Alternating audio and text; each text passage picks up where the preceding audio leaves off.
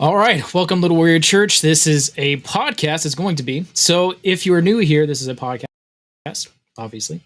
I have my friends, Mike Stone. We've been friends for a very long time. We used to go out to bars together, but we've changed our lives around to the point where we now follow Jesus Christ because, well, we've been on the other side of life, and we found out that it's not exactly worth it at all, actually. So, without further ado, this is Mike Stone. He actually holds two masters. I know he doesn't want me to brag about him, but he actually holds two masters. So I feel like he's smart, at least at life. He's been around. He knows the dark side. I mean, I've seen it in my own life. I've seen him go through the dark side.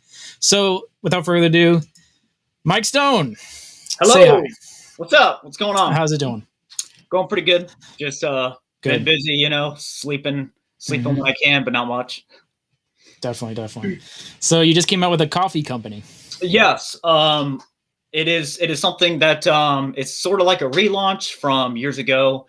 I ran cafes at my college back like 15 years ago. So that was the start. So I relaunched a lot of what started there. I built it from the ground, and it's called Coastal Cafe. And we do everything Nice. online. We put all the science and research and money into the coffee, into the product, and we deliver here in Florida and pretty much anywhere. Nice. And if anybody wants to order some coffee, where do they go? Coastalcafe.com. It's coastal. That's an easy word to spell, but cafe is KAFFE.com. And it'll take you right there. It'll show you all the products. And we got a lot of selections going on right now. Trying not to go so quick with coming out with a lot of variety. So pretty much every month there's going to be a new launch of a new product. So everyone's asking me about stuff that's not even out yet. So, but yeah, we just came out with a new one called Coca-Lua. It's a big hit. Some of the customers who just tried it, some people have bought it and haven't even tried it yet. And so really good stuff. It's my version of a sea salt caramel coffee that really big. Oh, that's what I'm going to get. I'm going to get the sea salt caramel. Yeah, that's what I'm going to get. Because we were talking, like, I have an assistant, and we were kind of like, oh, what's one flavor coffee that we have to have? And after just visiting like literally 20 retail stores, looking in within a 4-foot section, you'll see like 4 different brands with sea salt caramel. It's like, why do we don't even have one? Why do we not have one? It's like, yeah, exactly. That's what we got to do. So that's what we did, and turned out really good. Cool. Well, I'm looking forward to drinking some of your coffee. So, Thanks. what topic did you want to talk about? We talked in the past about talking about the topic of like pain and suffering or discomfort. That's kind of like grown on me over the years, and it's taken some maturity to understand it.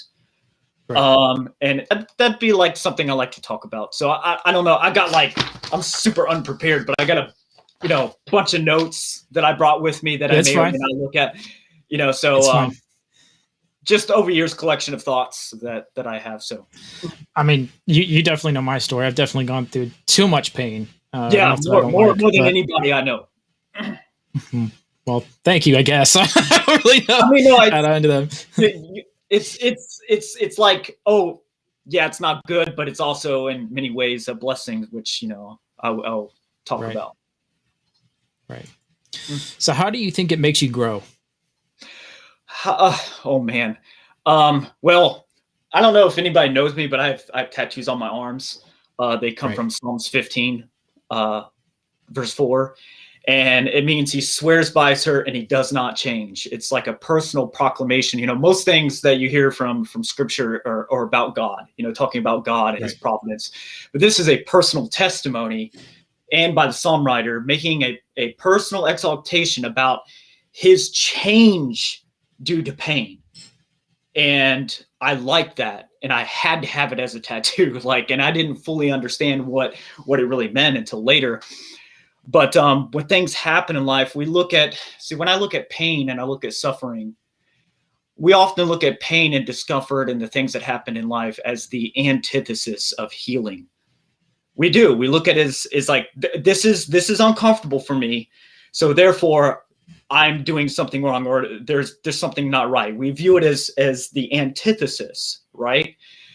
But it isn't, really this verse talks about how pain puts us in a position to help somebody else, and that change helps us grow. And so I think it's the experiences we go through, and also time and trust in God, that allows us to grow mentally and spiritually.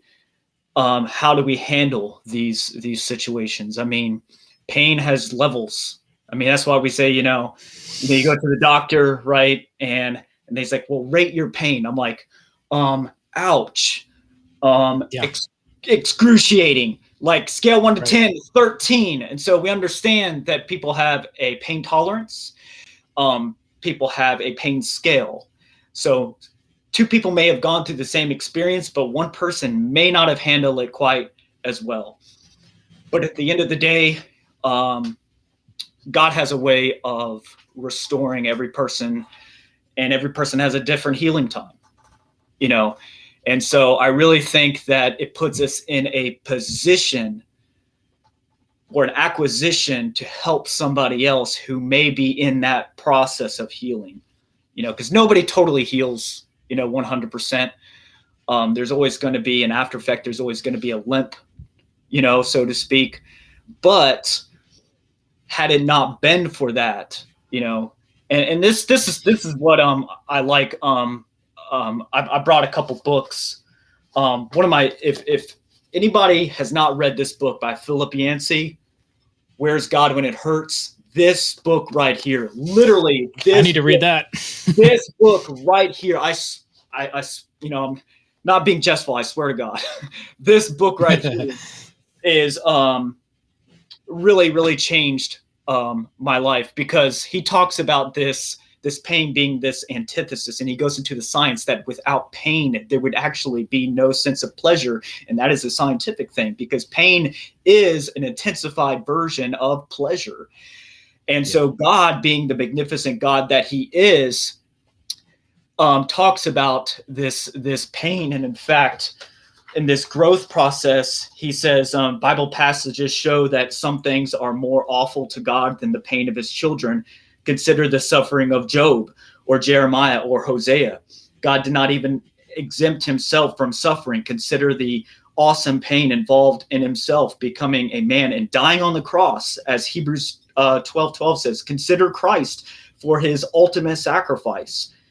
And the Bible constantly changes the question we bring to the problem of pain. It rarely or ambiguously answers the backward-looking question, why? Instead, it raises a very forward-looking question, to what end? And that's what I like about this book, is it gets you gearing towards the presence of God and what he has in mind with this process of growth. And he goes into some downsides. What are the after effects? Do we blame it all on God, or do we not? He answers all those questions. So I don't want to spill it all out there, but this book has really changed how I view in my life. For example, since middle school, my dad has been sick, sick. And he's still, like, yesterday, and this is the truth, yesterday was his birthday, knocked out cold. He's back in ICU.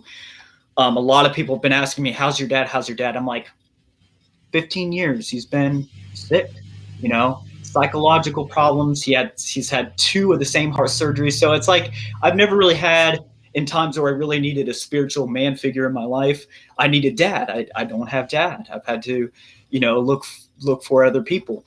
And so this, I look at this, he talks about Job, and I look at my dad as a modern day Job. I'm like, God, when is the pain going to end? Like, we've been praying our whole life that he would be healed, and it just seems like it gets better, then it regresses. It gets better and then it regresses. So we can't make sense of the perpetual pain and drama and trial. What do we do with it? And what we see, that's happened. Let me ask you a question. Yeah. When you were going through seminary, you went through seminary, correct? Correct. Yeah. So when you were going through seminary and you were studying all this Bible, did you think of what pain is now than when you were going through seminary, or has it changed? Because you read through the Old Testament and you read through people having pain and you're thinking, well, that'll never happen to me, Yeah. Or was God in that? Mm-hmm. What do you think has changed your view of pain? I think my view. Well, I think part of that question is just my life journey. Even though I was in seminary, I'm trying to think, man, how old was I? I think I was like 26, 27. I was kicking. I was still cool, still in my 20s. Yeah. Yeah. So, but during that time, I just didn't have a lot of raw experience personally with pain. Right. And up until that point, my dad's health was a lot better, but then significantly got worse. So I had to dig a little bit deeper, but also life in general, as I exited out of college and seminary and actually had to pay the bills and be on my own. That part of maturity, like for anyone, when you go out into the real world, you start experiencing life when everything counts on the decisions you make.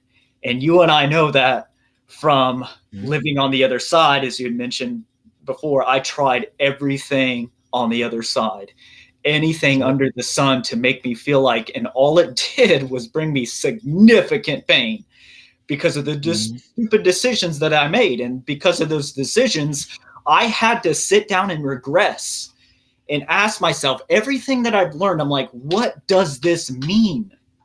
Right. Because we don't digest it. We eat too much. And that's what I think a lot of churchgoers do. And I hate to say it, I'm calling it out. If you go to church, you eat so much nutrition that you don't actually digest it. You don't actually apply it. And that's the thing. You're going to sit in the pew and you're going to listen to all these sermons, and the preacher tells you every single day, to pray or to read or to take this in. And we don't apply it. We just go about our lives and make the same decisions, and nothing gets better, I mean, that's totally correct. You could read even in the Old Testament, Everybody thinks if you read the Bible and you do what it says, God's going to prosper you.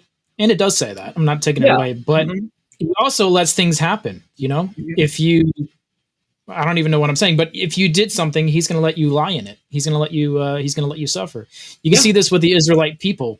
They were supposed to go into the land and kill off every inhabitant. That's what God ordered, but they left some alive, and you can see all throughout history. Like you said, they were going to be a thorn in their flesh, and He did nothing for that. He let them do what they wanted to, and with that, they had a lot of pain. The Philistines and all that kind of stuff. Mm-hmm. Yes, it's kind of like the story of the prodigal son, which is a New Testament glimpse of what happened in the old, with Adam and Eve, when they were kicked out of the garden. And He's like, okay, you want to do life? You want to do life? You want to see what it's like to not be in my presence and not live under my guidelines and rules? Okay. Right. And so He does. So God does. He lets you lay in it. He doesn't, he won't leave you, but in that same sense, He wants to show you what His real love is about, Right. So what do you have in your notes? I just want to go with what's in your notes. I already mentioned about Philip Yancey, and I mentioned Romans 3:26, where it talks about the cross was a demonstration of that righteousness to act, how to act towards this pain. Because we part of my notes is really trying to be Christological, really talk about Christ, in the center point. Because if that's what the Bible is about, I mean, we have to make it about that subject. And we sometimes forget, it's like we focus on His death, but we don't focus on His life, like being rejected by His family, His brothers, just going through immense pain, dying for the sins of the world. And so when the Bible says, look at the author and perfecter of our faith, I mean, literally went through everything, lost his best friend. I mean, this man, God in the flesh, went through it all. And I don't think we truly humanistically or from a human perspective see it that way. And we have to. No, I constantly think that Jesus sweated blood because He was going to the cross, but I think there's a spiritual aspect. Anybody would be scared to go to a cross and die. But I think Jesus sweated blood because he was afraid of the spiritual aspect of what was just going to happen to him. Do you think that's the case? Yeah, yeah, because it's such a like ironic thing to have God and then man in the flesh, but we accept it as it is, but when you look at it from not just a spiritual side, but from a humanistic side, what was his anxiety? What was it? Yeah, he was God in the flesh. We even know that he was tempted by Satan, and to a point where Satan may have been successful at it. He may have made the convincing note that he could have jumped. He could have been tempted, and he could have failed. But so we understand that he did experience real pain, not just physically, but emotionally and spiritually. He felt alone. So he was able to come across to his disciples in a way that says, "Hey, I really do know what you're going through, because even though I am God, I have my limitations." And so it's hard for us to grasp that and appreciate the fact that his suffering was real. And I know, and it sounds really, really cliche, be like, oh, it sounds, if I'm talking to somebody who's going through a really hard time, be like, I know you're really going through a hard time, but just think of what Jesus went through. And, at me as a more mature Christian and very well, studied, I kind of like look at those kind of comments as like, please, just don't. But then at the same token, I'm kind of like, maybe that's what's wrong with me. And it's the truth. Maybe that's what's wrong with me, because at the end of the day, who am I really relying on? Am I still focused on my pain, or am I really focused on the fact that Jesus says, hey, I know the storm's rolling through. I told you to be calm, and we really look at these passages and these stories as just trivial. It's just like, no, there really was. And I really believe that it was a real record where the disciples were with him on the boat. The storm came, and they're like, wake up. And he's like, just chill, just chill, seriously, just chill. Mm-hmm. And so if you were pastoring again, what would you say to your congregation if somebody is, I know it's difficult to talk when someone's going through pain, but what kind of advice would you give someone who is going through a hard time and they come to you and say, Pastor, what should we do? I always go to that rating scale. Like I have to know if it's a person, and it's very personal, then sometimes, it's really to me, and this is just a personal thing. Like I kind of stop being a pastor and I start being a friend. Yeah. And it's kind of, because I've been in that role, I've been in that role for 5 or 6 years, where I had a hard time putting up the suit coat and sitting down with somebody and talking life with somebody. So from experience of what not to do because you did it wrong for so many years. Okay. Yeah. I mean, it's so easy to say, go be well, or like motivate somebody through a sermon, but the real work is when you step down into the congregation and you go to the homes, you have dinner with them. And let me just give this story pertaining to why I do this coffee business. It's a business, but it really started as a nonprofit because I believe that coffee would break the conversation, whereas other scenarios it would not. And so we were doing ministries with this, and so we called it the Googlies Experiment. So it actually became Googlies Cafe, and to this day, every Thursday, they have cafe night at Florida Christian College, which is now Johnson University, every Thursday. And there's a plaque on the wall with my name on and everything, so it's cool. But we did this because we realized that D groups weren't really working, because it put people into this environment where like you're kind of like at an AA meeting, and I'm like, what's wrong with you? What's wrong with you? Yeah, exactly. Like, and you have those very charismatic people who kind of take up all the time for everybody else. And so they outpours like, my boyfriend didn't make my sandwich right, and this week has been, my car broke down. It's like, nobody cares about that, so but somebody's really going through a hard time. And we had a couple guys that I was trying to get closer to, and they just, every time when we had a D group, it would come to the turn. So do you want to share something? And they'd be like, nope. It's kind of like, if you've seen that movie Hancock, really, really good movie. Will Smith plays, he's like sitting, he's arrested, he's under arrest. So he's in it like a D group. And every time they come to him, he's like, how about you? He's like, pass. And that was this guy. We really felt like this guy had a good story. And it was the end of a cafe night.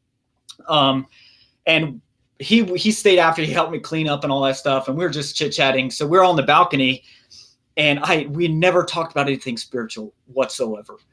And he says, it got quiet, and I said, you all right? He's like, yeah. And like a few seconds went by, and he turns to me, he's like, I haven't talked to my father in 10 years. And I'm like, oh, here we go. I'm like, gosh, like, where do you start? Like, it's like, this guy has not talked to me ever about anything serious. And now I'm like, what happened? Was it abuse? Was it, you talk about a decade of not ever talking to your father. When you get into those kind of subjects, man, that's like, and so you really have to, as a pastor, I would tell my congregation, like, whatever you do for a living, whatever you do for life, that coat needs to come off. You need to be real with that person. You need to first befriend that person and spend some time, take them out in a situation where they may be comfortable to talk about it. Because I really believe that people really just need to sit down and regress, work through their feelings, and you need to sit down and do your best to be a better friend, better counselor with people, because we just don't do that. We offer advice. We throw that Proverbs verse at somebody, and we say, just get over it, and that is not an accurate or good way to help somebody going through pain, because pain is debilitating. It really is. It's debilitating. And I look at it as somebody. So what did you talk to him about? We talked about what was the reason? The reason had to do with the time of the year. It was Father's Day the previous Sunday, and so when you go to a Christian college, probably now, and I will be honest about it, back in my day, 90% of the students had good parents, so people are telling stories about their dad, about their mom, being a PK, being a pastor's kid, and just always talking about their dad. And so they've always had a father. And so these are like daggers to him because of what he has went through. So literally he has a distant relationship with his mom, and that's why he didn't want to talk, right? Yeah. And a non-existent relationship with his dad, and can't go into details, but pretty graphic, pretty horrible things that happened in his family and to him personally. And so being a licensed counselor and pastor, I had to really put the coat up and say, okay, let's go inside, let's go in. And literally, I've never seen somebody so serious. I mean, this guy, when you meet guys who are like really, really have a tough exterior, and this guy cried like a 4-year-old girl. I mean, just wept and wept and wept. And he's been holding on to this pain for decades. And that's what I have to tell people. We allow people to compartmentalize their emotions because they're afraid to let them out. And like, because we think that we think that Sunday school environment is the best place for everyone to share how they feel. And it's not, it's not. And, especially for us men, we're told to not share how we feel. Exactly. Yes. So I can only imagine how he was feeling being in a Christian college, and everybody's like, well, my dad's a pastor. He's always been great to me. And then this guy's like, well, I had terrible things. And I Right. can imagine why he didn't want to talk. Yeah. Yeah. And that's just one example of many examples where people are not ready to grow because they haven't really dealt with the big fear of how do I deal with this pain, And Yeah. I think a lot of it has to come with the opportunity through someone else, which is why, I view pain differently, because I see what God has done through the small little things that my dad has done through his pain in the hospital, witnessing to other people when he's in worse shape than other people in the hospital, and families, extended members coming in and hearing what he has to say. It's just sort of there's just all effect. His maturity level is way beyond the years of people who are just now dealing with their pain, and people never give. So I think it's the opportunity through a person who has been there. And only God can bring you to that, and that's exactly why I love Psalms 15 so much, because the proclamation that it makes about an individual and his maturity with God. Because it first starts as, who's going to stand on this hill with God? Who's going to be? It's a man of righteousness, but it's also a man of experience who follows his ways, and God helps him through those steps and brings him to opportunities that would not otherwise have been had it not been for what God has put in his life. That's a good point. Yeah. So you said you were a licensed counselor. So obviously don't go into names or details, but what was the worst scenario you had to counsel somebody through? Probably sexual abuse. Yeah. Very, very difficult. Because for one, it's like, you don't want to hear these kinds of things, and you're never prepared to hear them, and the only, obviously not. At that time, like, I had like 1 year in as a youth pastor / music minister, working my way up to, be a larger role in the church. And just, I had one of the adults come to me, and says, I really need to talk to you about something. And, what steps should I take as far as legal action, this and that. And I'm like, oh my gosh, so yeah, it's, for me, like, the anxiety went from like 0 to 100 in milliseconds. I'm just like, how do I'm trying to remember every corner and of my notes and classes that I had for counseling. How do I help this person? Yeah. I know that is hard. That is tough. Mm-hmm. So what else do you have in your notes? I think we wanted to talk maybe more less trivial topic. Something about I didn't really know what the topic was, so I just threw words out there that were kind of related. We kind of just set a date and we're like, let's go for it. That's pretty much what happens. Yeah, let's just go for it. Because these are some things they're like pet peeves for me, but they're also things that I've been thinking about profoundly for many, many years. And one of the things is discuss the pitfalls of busyness, quote unquote, distraction, absorption. How does this affect spirituality? How does technology and social media also affect this? So that's kind of what I wanted to talk about. Really, like, when I start thinking about this, I just started thinking about where we are as a society. And I'm like, man, it's so messed up right now. That's all I could say. Our society is just so messed up. It's so backwards. Like, a postmodern culture is no longer postmodern.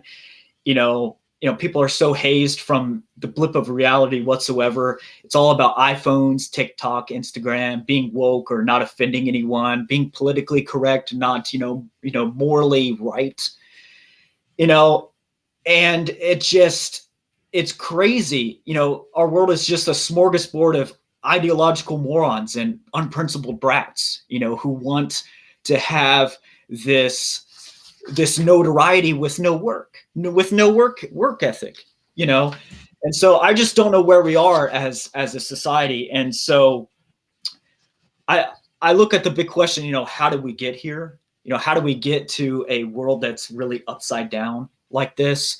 A world that proclaims to be progressive, but the whole point of postmodernism is that progression is supposed to help in a new way. It's supposed to progress. Technology is supposed to progress. The internet's supposed to help. The funny thing is about the internet. The internet was designed and created to save time. How does that help us? Right. It's done the opposite. It's done the opposite of that. And so I just think just the constant connection, just the constant, needing, as soon as there's something new out there, right? People are like, oh, I'm going to do it. And I'm like, wait, I don't think that. Well, I think it goes a little bit deeper than that. You can create a screen name and no one knows who you are. So then you can be obnoxious and say whatever you want. And this whole group can take that obnoxious thing you said just to be funny and run with it to the point where, well, it's happening now, Yeah. So. Yeah. And it, like, talking about technology, because it's really related with this idea of being absorbed and being busy, because people aren't really busy. People could be utilizing their time, building a business, reading a book, or doing something to help their life, but they're not. They're wasting their time. And it's especially bad for kids and young people because when I was growing up, like when you said somebody, like when you were like, because kids these days are mean. They're mean. And I'll tell you why, because like when we were kids, when we were mean, like if you said something like you're fat and the kid would like start crying and be like, oh, that didn't feel too good to say that, but now kids like sit on the toilet while, with watching YouTube and they comment to your friend, you're fat, and nothing happens. There's no consequences. Like, oh, that was fun. So now they're trying it, so. Yeah, that's what I just said. They can be obnoxious all they want, as long as they hold it. They don't even need your real name anymore. You can just screen name. That's it. Yeah. And people are just constant, just constant all the time and being so absorbed with. All right. So now I sound old. We sound old. So what is this a spiritual aspect of? The spiritual aspect is I'll share some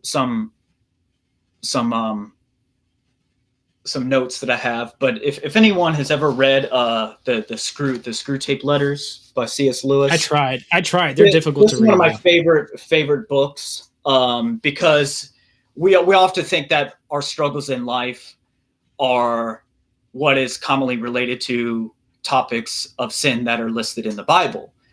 But that's not really how Satan works. I honestly think Satan works more in ways of distraction. If I could distract you and I could keep you focused on something else, then you're definitely going to make a mistake. And I'll just read a quick quote from that, where he talks about things, this is like him talking to Woodworm, which, they're coming up with plans how to trick people into not following God. And he goes on to say, well, if this doesn't work, you must have a fallback, a more subtle misdirection in this intention. Whenever they are attending to the enemy himself, we are defeated, but there are ways of preventing them from doing so. The simplest is to turn their gaze away from him towards themselves. Interesting. Keep them watching their own minds and trying to produce feelings. And I'm like, And that's exactly where we are, because technology gives us the advance. In seconds, you can communicate to somebody from across the world, and we get mad because our phone's like, it's not, give it a second. It will like people just have zero patience. And I come down to this summary where I say, we don't just digress and unload. We regress and react. We become we're a reactive culture. Oh, that offends me. Why did you say that? Everything's offensive. Everything's political. It's a plague of hesitancy and anxiety in our society. And the driving force of that is technology without discretion. It's looking inward with no real intention for improvement, but wanting approval. wanting approval. And I refer to Acts chapter 1, where, this is when Jesus is going to ascend into heaven. And I'll just read starting with verse 3. It says, after his suffering, he presented himself to them and gave many convincing proofs that he was alive. He appeared to them over a period of 40 days and spoke about the kingdom of God. On one occasion, while he was eating with them, he gave them this command: do not leave Jerusalem, but wait for the gift of my Father promised, which you have heard me speak about. For John baptized with water, but in a few days you will be baptized with the Holy Spirit. So if you read on in Acts, they're waiting for the gift of the Holy Spirit. And literally we have accounts where they're just praying. Like, what do we do? I'm like, well, what's going to happen? They wait. They wait. They don't react. They're like, well, let's go see what can we do? And that's what our culture does. We don't sit and digress. We don't sit and take in what's going on. Maybe I shouldn't do this. Maybe I need to take the advice of my pastor. Maybe I need to actually stop and pray. They prayed. Prayer is the basic but most important attribute of being somebody who follows Christ. He tells them and commands them to wait, but we don't. We're this culture that says, no, I don't need advice. I could just do it on my own. I'm just gonna do it. And we don't look at the kind of damage that does to other people.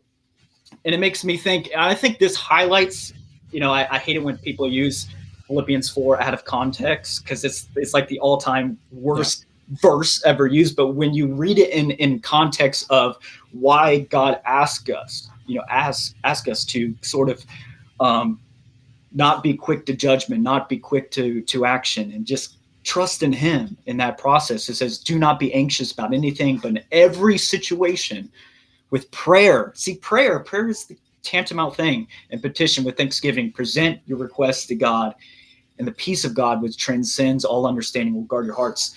And with spirituality, we have become so obsessively absorbed with wanting to be seen and heard and felt by every single person on the planet that we're actually nobody at all. We're just this reactive spasm, and it drives me crazy, and people are like, well, you have this business, Mike, start a TikTok is great. I'm like, I will not do that, because I've seen I've seen that having, and I'm already struggling, because that's one of the reasons why I wanted to talk about that, because now that I own a business, I've always played sort of put social media on the back burner. I would visit it, to stay in touch with people. But now I realize like how important it is and crazily absorbing it is to scroll and scroll and scroll and scroll. And I get to a point where I'll be sitting there and I just have this crazy anxiety just come up, like, because I'm so overwhelmed, like a computer that's about to crash.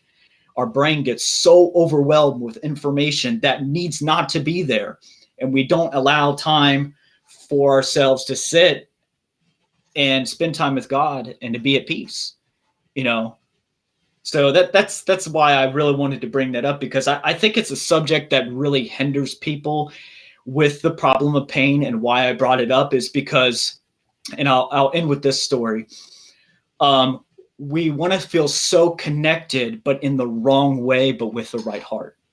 We want to be connected so much with the right way, but with the wrong heart. And so, like, I was at a point in my life where I had left the ministry because I was pursuing other things and kind of doing dumb things. And I was on sensory overload. I was just so absorbed with this life that I was living that was wrong. I was in bad relationships. Everything was wrong. I, couldn't keep a job. I couldn't keep money in the bank. Everything was wrong. I was partying all the time. And I was like everyone else. I was so completely absorbed. I fell into the trap of feeling like that this life was better than living in God's way and being at peace with God. And so I was just driving, and I have presets like everyone does on the radio stations, but because I was a cool cat then, I wasn't listening to, the spiritual stations anymore. But I had one saved. Now it was a Sunday no, it wasn't a Sunday. No. Yeah, it was a Friday afternoon. So it was a Friday afternoon, they're doing this special whatever. So I was just flipping the stations, nothing goes on, and this song comes on. I think it was like probably Amazing Grace or whatever. And as soon as it gets to the beginning of the song, I just started welling up with emotion. And I was like, turn it. I was like, what's wrong with me? And so, and we do this all the time, when we feel like something's coming on, a person who's not trusting and spiritually connected with God, they get their phone. What do? They're going through a hard time, right? Or something bad happens, they get a breakup or whatever, and they text a million people, send it to everyone, and then somebody not that cool messages first and like that, forget that person. But you never answer my text. Yeah, but that's what I did. I pull over by the side of the road. I was like, "Hey man, what are you doing? Do you want to get lunch?" And nobody replied to me. And the song kept going, and I wasn't on the highway, by the way. I was in a residential area, and I remember this because a school bus stopped and they're letting kids off. So there's families, and here's this grown man, me, I'm crying like a girl, just weeping, and that's why I want to share with everybody. It's like I had let myself get to a point where I was just this compartmentalized freak, full of emotion, not processing what I'm doing in life, and not knowing who to reach out to. And not getting a response. And it is profound. And this is what I want to end with, and how it ties in with the problem of pain. It is profound. It is like, we look at it to be profound, to be on like this spiritual high, this super happy emotion, this ecstasy of like goodness and happiness and joy that we view from God's point of view, or from a heavenly point of view. But when we talk about the dark stuff, it changed my point of view when I look at sadness and trials and tribulation as being profound, because in all honesty, we wouldn't have any purview of what pleasure or happiness or goodness is had it not been for pain. And that is the truth, because when you look at the acquisition of creation, God created us, and when God creates something, people are like, well, how come it's not perfect? Why couldn't he create a perfect world where there is no pain and suffering? And I'm like, it's like when a kid, you remember those Sunday school when kids would banter each other questions, could God create a rock that's bigger than himself? Where he can't move. Yeah. And when you get older, the answer is no. And here's the reason why: because God has a law against that. You know that, right? It's like, you cannot worship other gods, because if God creates another god that's the same as him, then it's a god. So by virtue of creation and the fall, there will be pain and suffering, but with a purpose. What that purpose is, I'm not really sure, but the Bible describes it in Romans as demonstrating his righteousness, demonstrating that this is not just our blip of time and space. This is universal. This is the whole cosmological scheme from beginning to end, stuff that we don't even know about. So when I mention all this, when I'm sitting in my car crying, it is profound to have sad moments. It is utterly profound to have sad moments, because through those moments, you get to experience the eternal purpose of God and life that comes after it. Because pain, as personified in scripture, like sin is personified, it's this thing, Paul talks about, it's like the two things, he has the law that he wants to abide, and then he has his body, he has his nature, the conflict of the two natures. Like, I do what I want to do, but the thing I'm supposed to do, like go to church on Sundays and all that, I don't do. I want to do them, but I don't. And so there's this profoundness in us that without pain, we would really not understand the seismic difference of joy, love, godliness, because there's got to be a contrast in the world that God created in order for us to make that decision to follow him. And when I look at it that way, I'm kind of like, it kind of brings a little bit more flavor to this bland sort of Sunday school stuff that I've been taking in the whole time, So that's what I feel like in my days of becoming much more mature and older, is seeing that sometimes the laptop has to shut, the work has to shut. I need to shut down, completely shut down, go out in nature, go somewhere, take my Bible with me, pray. I have to stop. But that's the problem with our society. I can definitely say the same. I've been working on 2 businesses now, and the more I'm in the laptop, I feel a little frustrated, a little anxiety, and I've been taking some time off a little bit this week because of what you're saying, and it makes sense because I felt it in my soul. I couldn't handle it, and I've been taking a little bit of time off and studying the Word as. Yeah. So, yeah. For me, it's just realizing that nobody ever heals 100%, but really what stunts that healing process is using the excuse of busyness and being absorbed. I'm like, if I just do more, and I'm very bad about that because I'm a very busybody.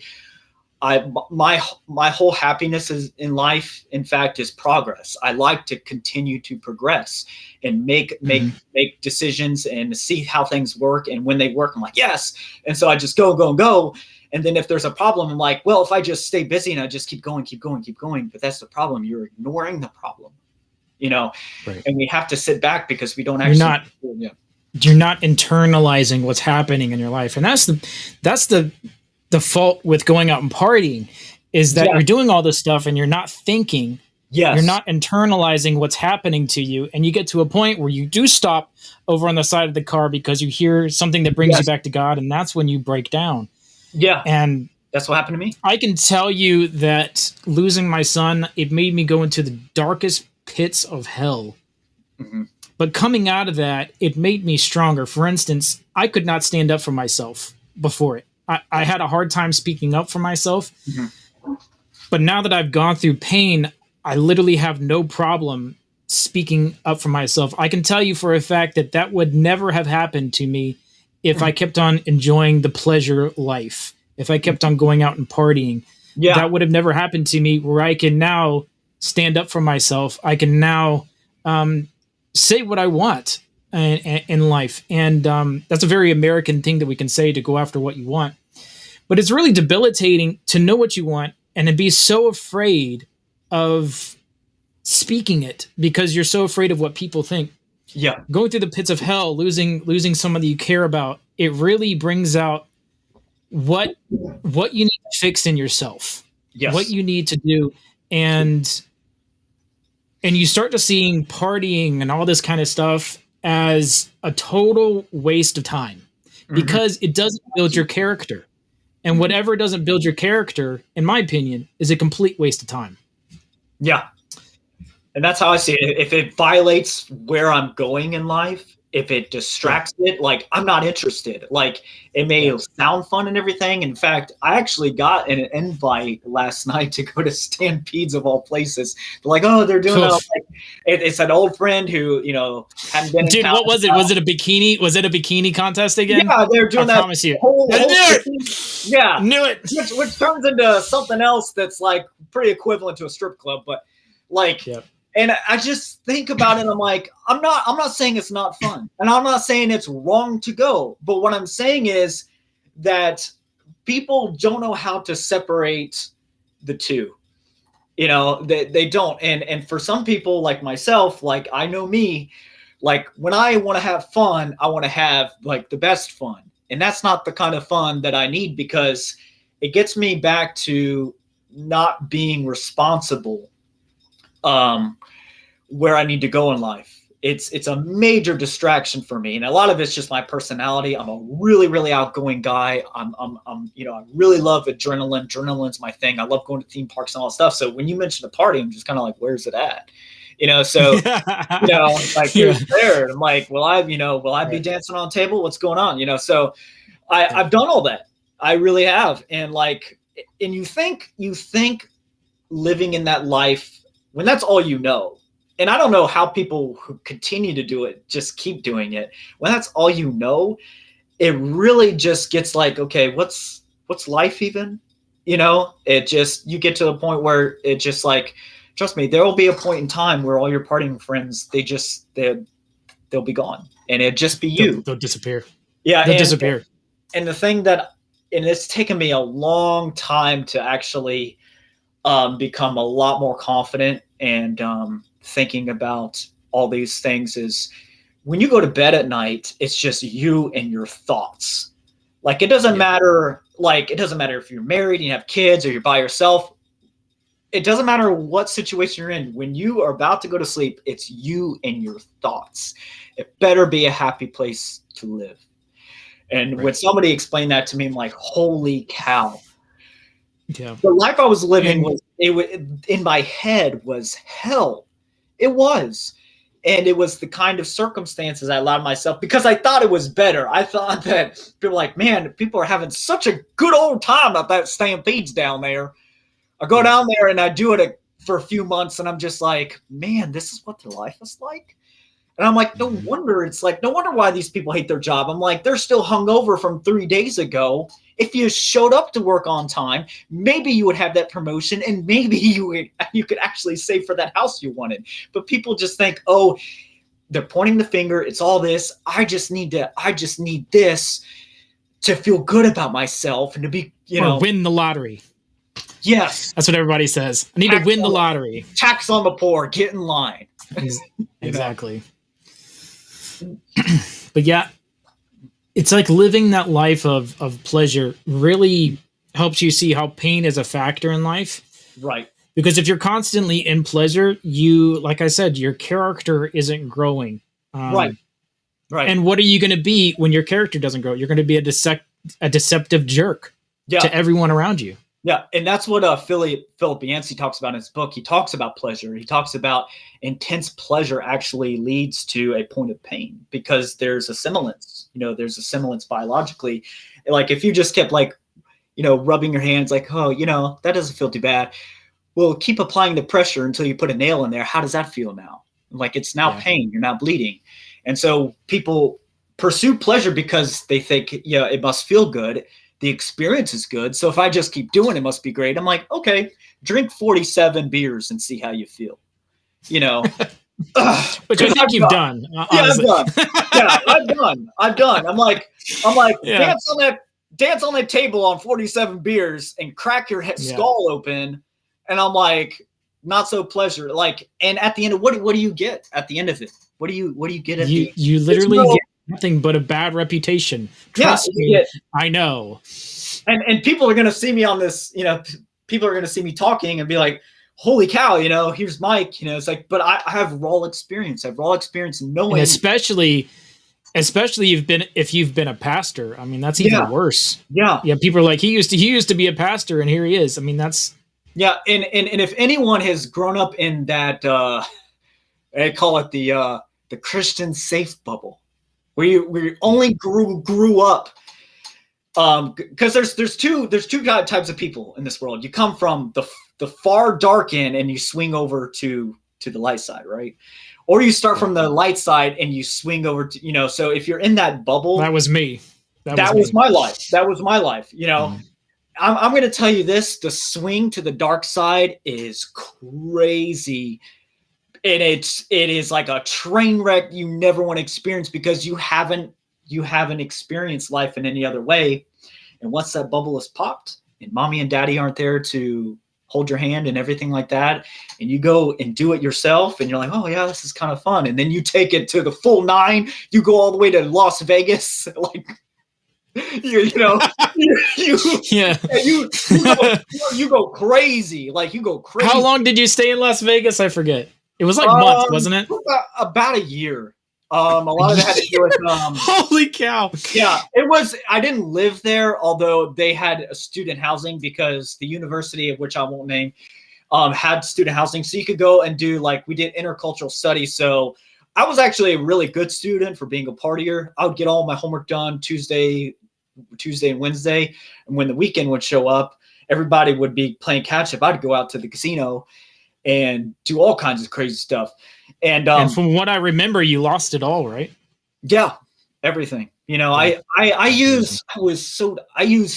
I found and that's like a spiritual metaphor. Is like, it's not even about money. It's about your mental processes. Like, you're in there with $1 million, and all of a sudden 2 months later, mentally you're at $1 because you haven't, like, you don't even know what you're doing. You're such in a rut of just doing what everybody else is doing.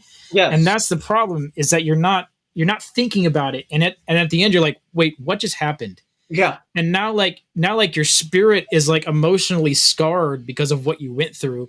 And you're thinking about, I didn't do this. Maybe you did, but I went to a strip club or I did all this. And it's just like, what did I just see? And you're like, your spirit is just like taxed to the limit.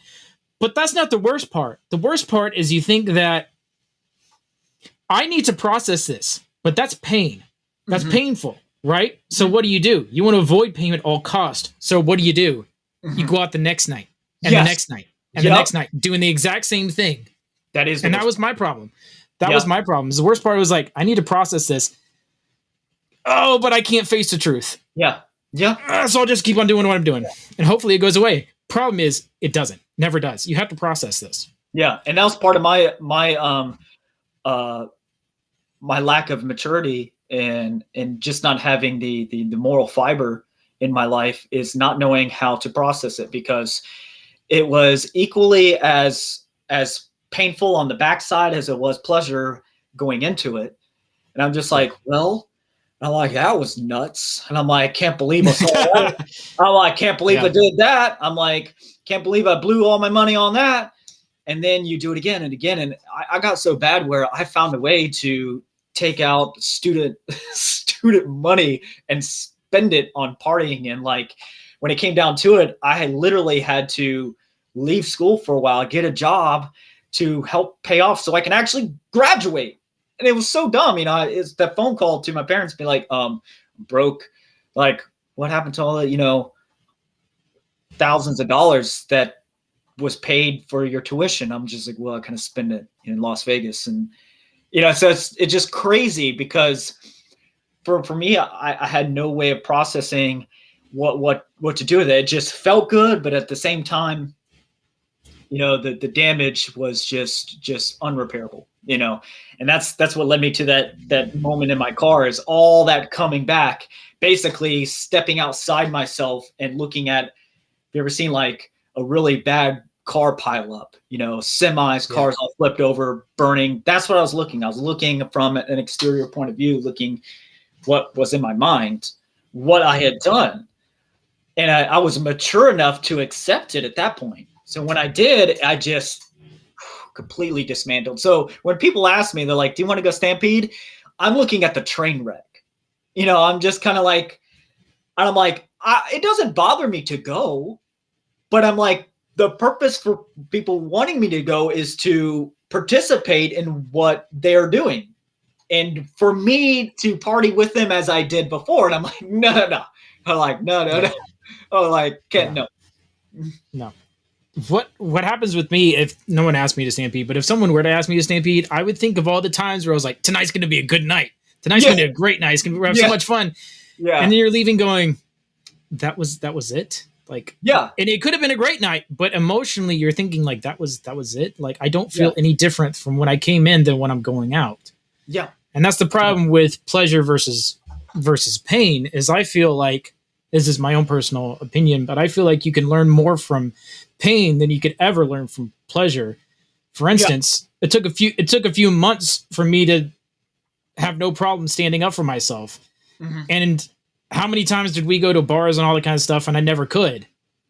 Yeah. I feel like there's a whole bunch more you could learn in pain that you could ever learn in pleasure, because pain literally makes you look inward and say, what's wrong with me? What do I need to get out? What's good with me? What do I need to focus on more?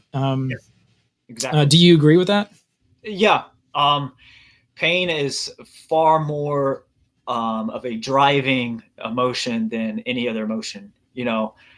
So is fear. Pain and fear are, they're like two emotions on the same side of the coin. And fear is really everything you want in life, as I've been told, in business, everything you want in life is on the other side of fear. But the problem with that is also dealing with the pain of why you won't do it, because you hesitate, because there's some things I want to do, and I'm just kind of like, well, I remember the last time I did that. That didn't go so well. I got completely burnt. People got hurt and this and that. And so the pain drives you to a point to take a leap of faith, to jump, whereas pleasure just kind of like keeps you kind of subtle towards any sort of real decision, because it's pleasure. It's supposed to feel good and enhance your experience. And go with the flow. Enhancing your experience doesn't challenge you to make good decisions. And that's this thing I've learned, and it's been, I didn't actually, and this is the honest truth, I didn't actually start to become a better business person until I became more healed, whole human individual, more healed, more spiritual, more, because when I was in a really bad time in my life, I was afraid to empathize. And that's the problem also, with being so absorbed and so busy and not dealing with your pain, is you lose the ability to empathize. That's the basic definition of being a human being, is to communicate with someone. And I didn't actually become a better business person because now I'm asking questions that I never asked before, because I'd ask a customer, be like, we're talking about coffee, and then all of a sudden we're talking about their day, and now we're talking about, stuff out of the Bible. And that's what I did when I first started the coffee business, because it was so heartfelt. There's passion, there's interest of growth, and asking those hard questions and making those hard decisions. So I guess we'll end on this, because we've been going for a long time. What would you tell somebody who would come up to you and be like, well, there's pain in the world, and that's why I don't believe God exists, because if God was all good, why does pain exist? Have you ever thought about that question, how you would respond to somebody who said that? Yeah, well, I would say, well, that's silly. And that's kind of a weird way to respond, but it's because pain is not out of God's dominion. God experienced it. God felt it when he sent his son. He was Christ in the flesh. And so without the sense of pain, there would be no calling. There would literally be no calling for healing. And just like I said, this kind of brings in why you should believe. Because without having, like I said, I believe the universe works in contrast. You see the light, but there's this really dark, eerie contrast. Why is it there? Yeah. If it didn't exist, and you could blame God for it. For instance, this is something. This is something that I find very key. It says Satan was good until sin was found in him. Yes. Which I think is very interesting, because that means it existed before even the first person sinned, which was what we know, Satan. Literally, Satan was the first person that says, but it doesn't say that Satan was the first person that sinned, and sin was, he was the first person that sinned, or first angel that sinned. It literally says until sin was found in him. So that means that sin was actually there. Yeah. One of my professors described it as, can you imagine turning in the light but not turning on the switch? So there's no electricity going through the wire, but it's there. So like, I kind of look at it like that, and also from an cosmological point of view, like when God created, and just by the basic philosophical point that by virtue, it kind of goes, if you're interested in any sort of like classical philosophy, if you go into Augustinian, when there's like different layers of creation, so you get all the way down to the mole, and it's not very glorious as the angels, right? But here's the thing, the angels have the same propensity of sin as the rat does, because by virtue, and that's what people don't grasp, by virtue of being the created, you will never be, there's gonna be a propensity of failure, of fault, of sin. And now that sin is actuated, meaning that by virtue that you live in this creation, you would not know that God, you would not know a sense of pleasure. You would not know a sense of happiness. You would not know a sense of anything. Could you imagine? Let's just argue from the opposite. And this is why I would tell somebody it's silly. Could you imagine?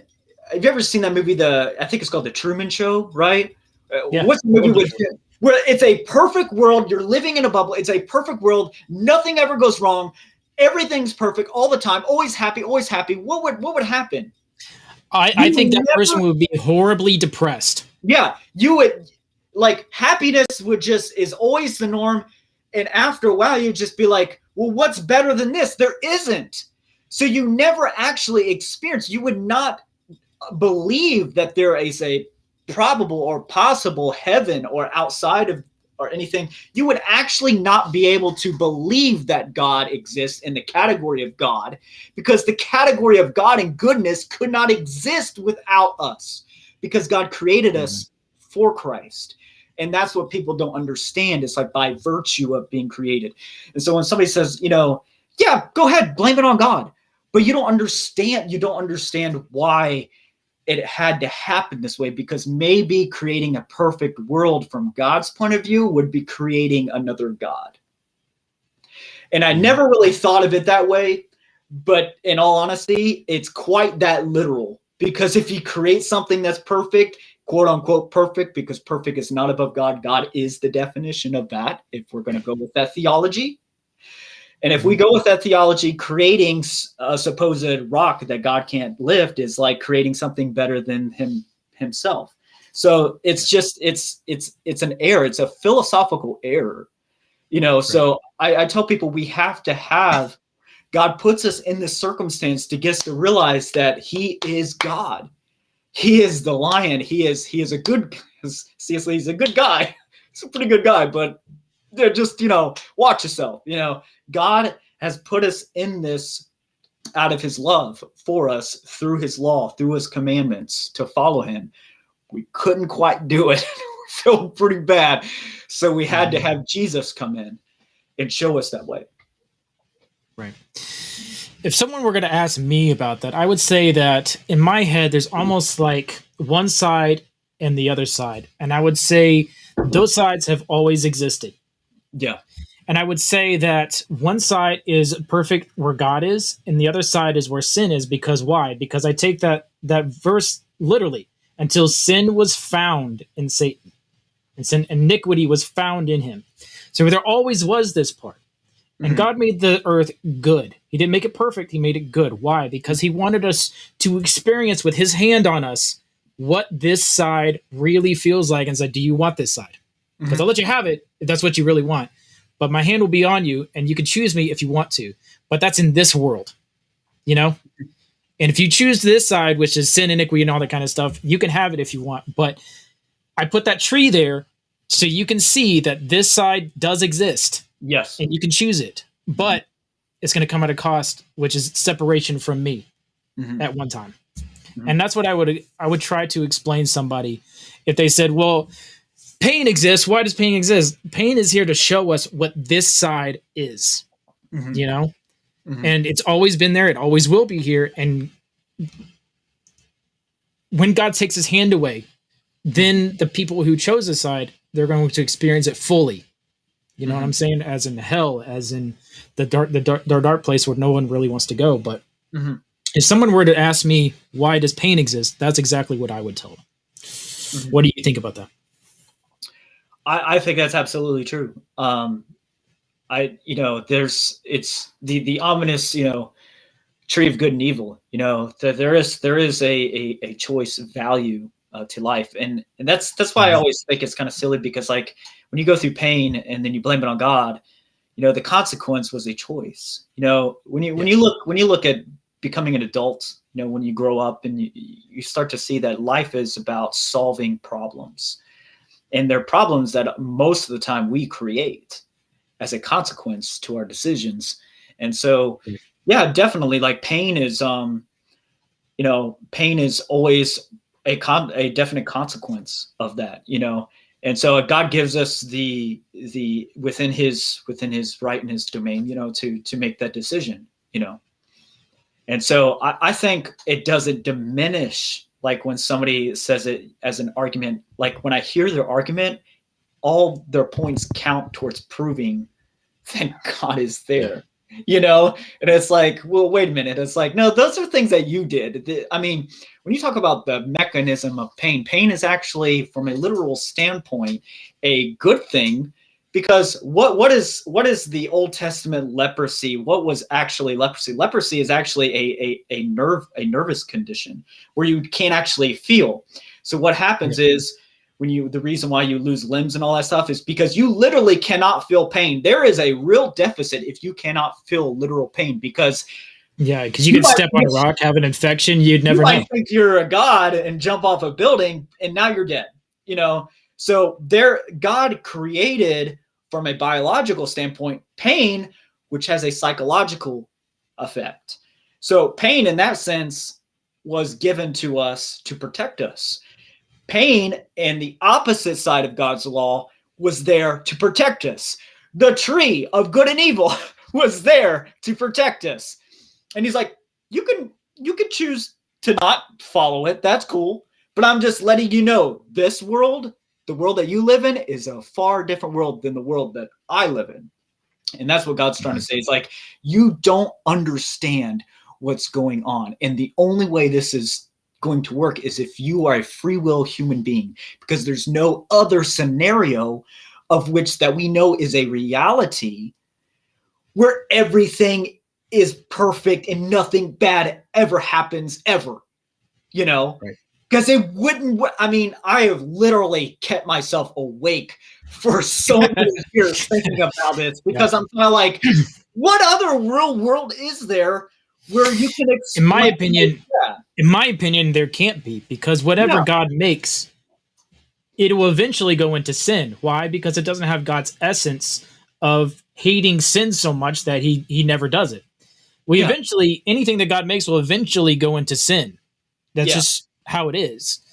We can see all the angels, but the angels would eventually go into sin if they were not in the presence of God all the time. Yes. That's the main thing that we need to set here, is because, well, like I just said, anything God makes will eventually go into sin. So what does he do? Anything I make is going to go into sin. So I have to give them free will to choose me. So I'm going to put this tree in the garden so they can see what this side is all about. This side is the sin side, and you can choose it. But it is disastrous. And this side, but even then, he still has his hand over us to almost like dip our foot inside the lake to see how bad it is. But there's going to be a time where he's going to take his hand away, and then whatever we chose, that's it. Yeah. And there were nations that God completely abandoned, altogether, saying he's like, give you a chance. There's even a passage that says, with Sodom, it's like, had I not sent, these sort of miracles, they might have not been where they were, but it's kind of like God has a limit. But you always see God from the Old Testament, he was always more present, whether that be in some way physically, but now in the New Testament, sending himself spiritually, had to send the Spirit, because being in the presence of God and experiencing pain is a necessary requisite towards that maturity towards God, and people don't understand, like, the passage of the lost sheep. He is constantly trying to provide his presence, looking for you. But, if you want to be lost, that is still a choice that is viable for you, and until you die, there's always a chance for you to turn and look towards the presence of God. And I just can't, I've never heard one single story, and this is the truth, I've never heard one single story of somebody going 2-3 layers deep beyond rock bottom and just loving it and staying there. Yes. And just like, you know what I mean? I just love living in the sewers in Vegas. I just love it. I hit layer 5 of rock bottom, man. It's like Yeah. you get to a point where like the lowest layer of rock bottom is death. And death is a real, and like I always hate it when like older people always do this. They're like, I'm not afraid of death. I'm like, have you died before? Because like pretty sure nobody remembers that. Death is a real thing. Death involves, in some sense, pain, and in many cases, for many people, a lot of pain, because people die in very horrible ways, and some people die very peacefully. But there is an end to life, and so when somebody says, because of so much gratuitous pain and this and that, there can't be a God, and I'm just kind of like, you would not understand the word God without the presence of darkness, because it's just. I think a lot of it has to do a lack of teaching, a lack of understanding. People are just, I hate to say it, people are not spiritually dead. People are dumb. I'm not trying to be, I'm not trying to be mean, but it really comes down to that's it. why I have a lot that's of why I started a Bible. That's why I started a daily Bible reading, because I'm just like, because the Bible is rich with real history and philosophy and things that you have to ask, because these are things about God and his world and his universe that he's trying to get you to understand, and to say it had to be this way. It had to be this way. And if you're a smart, analytical thinker, and you really look at life, and the older you get, you start to see things like, wow, how, like, okay, you put it together. Like, okay, you create a world, you put it together. How does that work? It just doesn't. I can't familiarize with a world. It becomes like a movie, like that movie, The Truman Show, or it becomes like a movie where it's just, everything is perfect. Everything, nothing ever bad happens. I'm like, you can never conceive that world. You could never. Yeah, and yet look at the movie. He wanted to go across the lake to see what was across the lake, because he thought whatever that lake was better. Yeah. So he was living in a perfect world, and he always thought that going over across the lake would be better. Yeah. No. I mean, you can see how even depression, he has it all, and yet depression is making him think that over there is better. Yeah. And that's the party life in a nutshell right there. Yeah, and like I said, I've never not once heard of somebody hitting like the worst rock bottom and just stayed there. There's always the upside. I always meet some interesting person, and they have such an amazing story, such an amazing ministry, such care. The most charismatic, wonderful people I've ever met went through a tremendous amount of insane, gratuitous pain. And I'm just like, I hear this, so I'm like, wow. I never met somebody who is still there, and they're a great inspiration. They're like, hey, you want to come do this with me? I'm like, no, that sucks. No, it's like, nobody wishes that. So when people argue from the point of pain, and I'm like, you're really proving the point from my mind when I see it. And that's just, to me, it's like, it's stupidity. I think it's silly when somebody says that, because I'm like, all right, tell me your life story. Oh, you're still not rock bottom, right? They're like, no. And I'm like, okay, what got you to where you are now? Was it just like, it's just a stroke of luck? I'm like, well, dang, I guess I got really lucky, Yeah. It's no, like you worked at it because you were like, I got to get better. Yeah. And that was the internalization of this is bad. I need to get better. That's the argument that I make, is like, he would have no sense of what better is. Like, okay, that sucked. You have no sense of what better is had it not been for the virtue that is in Christ. He came to save a dying world. Death is an imminent thing. Hell is a real thing. Okay, it's a definite real thing. So is heaven. So once we get those in place, we start to have a little tug of war with some acquisition choices in life. We're kind of like, well, definitely I'm going that way. I'm not a very spiritual person, but I'm pretty sure if I made some improvements, I probably wouldn't be struggling with drugs, alcohol, still partying, doing this and that, because there's real consequences to that. There is. There's real consequences, and it's death. People never argue against death. Death ain't real. I'm like, I say people die, but it's a conspiracy, man. I'm like, okay, nobody argues against that, right? And it's like, until you're on your deathbed, you're like, oh my God. And it's like, I really wish. What's the biggest question that people say, before they die? It's like, I wish I had what? I wish I had more time. I wish I would. People are like, and it's always something good, like spending more time with my son, with my mom, or doing this, or building that business, doing something that's productive. Always positive, good things. It's never like, man, I wish I was still a drunk. Man. Yeah. Man, dude, that'd be so funny if someone actually said that. Man, it's like, I'm dying. Man, I wish I would have I wish I would have killed a few more people. Never. No one says that. Like, I don't know. Like, that's what I'm saying. Like, when I've met a rock bottom person who still loves it, because I've been there and I'm like, it ain't. No, it's not good. And so that's why belief and faith has much more value, but also much more credentials, because like you're looking at it from a real more tangible way, from experience, but also with intelligence that it means involves study, that involves actually reading the Bible, actually studying it, and seeing what God has placed there, And so, yeah, like pain for me is a definite, like, so when people ask me, when I talk to like an atheist or whatever, they're just like, so how do you explain all this pain? I'm like, I'm so thankful for it, because all this pain I was an idiot.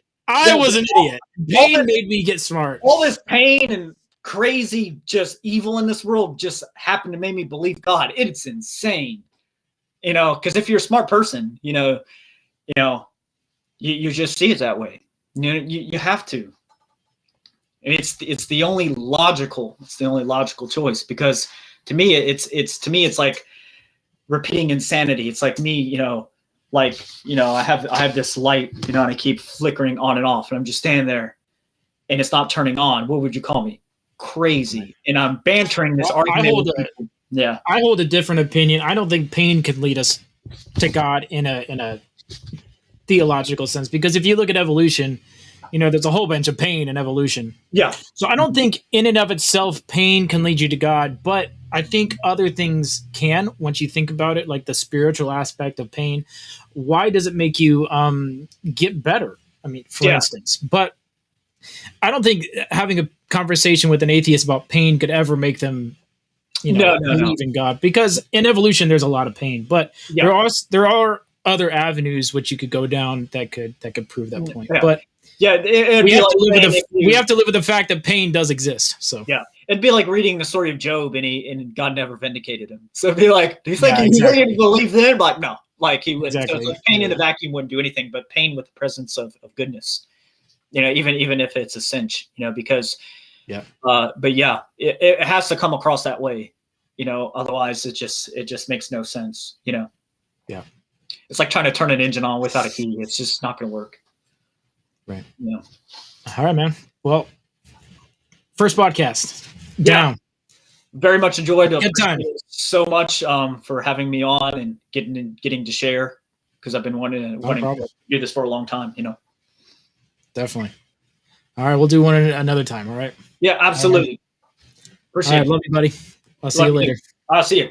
Bye. Take care. All right, see you, man.